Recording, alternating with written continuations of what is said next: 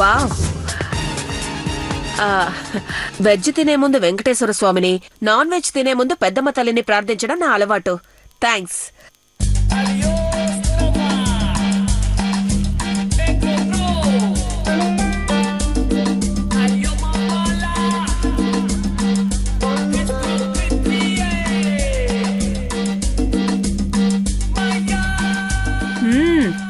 Taste బాగుంది. మన hotel నుంచేనా Bhupal గారు? మన హోటల్ కాదు, మా హోటల్.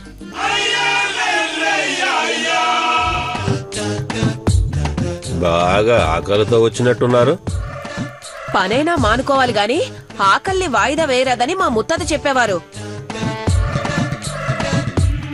ఫంక్షన్లో తిందామంటే ఎక్కడా?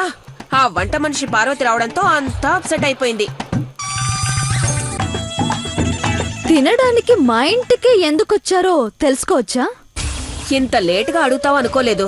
ముఖ్యమైన ప్రశ్న మన ముక్కు గాలి పీల్చుకునే లోపే అడిగేయాలి. మా మర్యాద తీసినా నీకు మర్యాద చేస్తున్నావని మా ఓపికను పరీక్షించద్దు. మ్యాటర్ చెప్పి కదులు. ఇంకో 2 ముక్కలు తిని చెప్పొచ్చా? Thank you.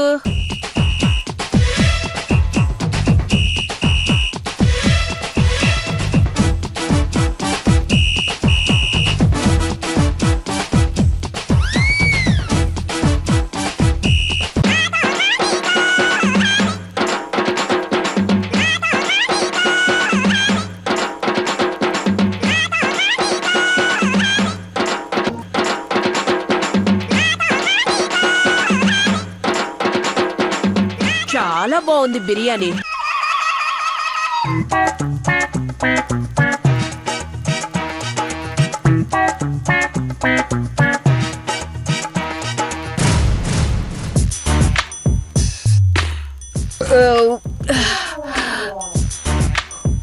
ఓ, ఇంకో లెగ్ పీస్.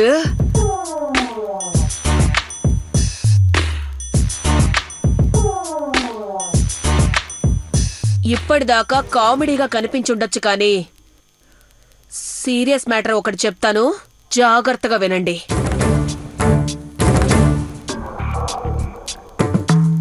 కళ్ళు వేరైనా మన చూపు ఒకటే, దారులు వేరైనా మన గమ్యం ఒకటే. మనం మనుషులమైనా నువ్వు వేరు, మేం వేరు భవానీ. సుత్తి లేకుండా సూటిగా చెప్పు. ఓకే, డైరెక్ట్గా పాయింట్కి వచ్చేస్తాను. నీ కూతురు ఘట్టమనేని అఖిలాండేశ్వర అక్కకు కోడలు అవ్వాలనుందా లేదా?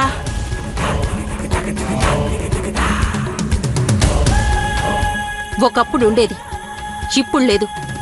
మహి క్యారెక్టర్ ఏంటో బయటపడింది కదా. జేబులు కత్తిరించేవాడు ఇంటికి కన్నాలు వేసేవాళ్ళని గుర్తుపట్టలేడా అని ఒక సామెత నేనే రాశాను. అది మీ విషయంలో నిజమైంది. ఏయ్, వాట్ ఆర్ యు టాకింగ్? దొంగలని ఎవరినంటున్నావు? మీ డాడీ నిన్నేమని పిలుస్తారు? బేబీ. చూడు బేబీ, మీ ఐడియాలజీ ఏంటో నాకు తెలిసే డైరెక్ట్గా ఇంటికొచ్చాను. ఇంకా దాగుడు మూతలో దండాకోర్, పిల్లి వచ్చే ఎలక భద్రం అంటూ ఈ ఎల్కేజీ పిల్లల రైమ్స్ మనకెందుకు చెప్పు? ఏయ్, నీకేం తెలుసని ఎమోషనల్ బ్లాక్మెయిల్ చేస్తున్నావు?